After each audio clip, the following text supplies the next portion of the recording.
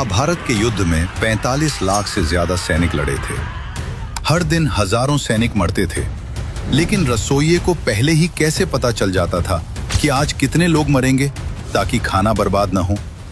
जब महाभारत का युद्ध तय हुआ तो उडुपी के राजा ने श्री कृष्ण से कहा, हे वासुदेव, कौरव और पांडव दोनों ही युद्ध में व्यस्त रहेंगे। मैं हथियार नहीं उठाऊंगा, लेकिन मैं इस विशाल सेना के लिए भोजन का प्रबंध करना चाहता हूँ। कृष्ण ने उन्हें अनुमति दे दी। युद्ध शुरू हुआ। पहले दिन भारी संख्या में सैनिक मरे, दूसरे दिन उससे भी ज्यादा। लेकिन हैरान करने वाली बात यह थी कि उडुपी नरेश जो खाना बनाते थे वो न तो एक दाना कम पड़ता था और न ही एक दाना बचता था। युधिष्ठिर हैरान थे। उन्हें समझ नहीं आ रहा था कि राजा को कैसे पता चलता है कि आज कितने हजार सैनिक कम होने वाले हैं। 18 दिन बाद युद्ध समाप्त हुआ। पांडवों की जीत हुई। राज्याभिषेक के समय युधिष्ठिर अपने मन का सवाल रोक नहीं पाए।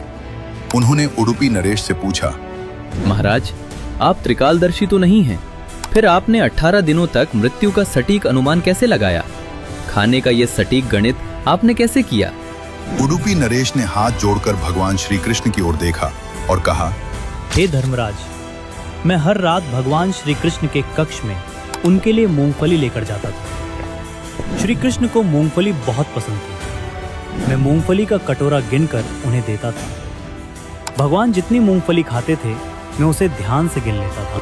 राजा ने आगे समझाया, श्री कृष्ण का एक ही संकेत था, एक मूंगफली बराबर 1000 सैनिक। अगर श्री कृष्ण रात को 50 मूंगफली खाते थे तो मैं समझ जाता था कि कल युद्ध में 50,000 सैनिक मारे जाएंगे। अगर वो 20 मूंगफली खाते तो मतलब 20,000 सैनिक मरेंगे। मैं अगले दिन सुबह ठीक उतने हजार लोगों का खाना कम बनाता था। भगवान को पहले ही पता होता था कि कल विध्वंस कितना बड़ा होगा। ये सुनकर युधिष्ठिर और पूरी सभा नतमस्तक हो गई।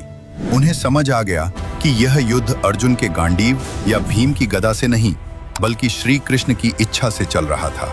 आज भी कर्नाटक का उडुपी शहर अपने स्वादिष्ट भोजन और मैनेजमेंट के लिए पूरी दुनिया में प्रसिद्ध है, जिसकी नींव महाभारत के उसी राजा ने रखी थी।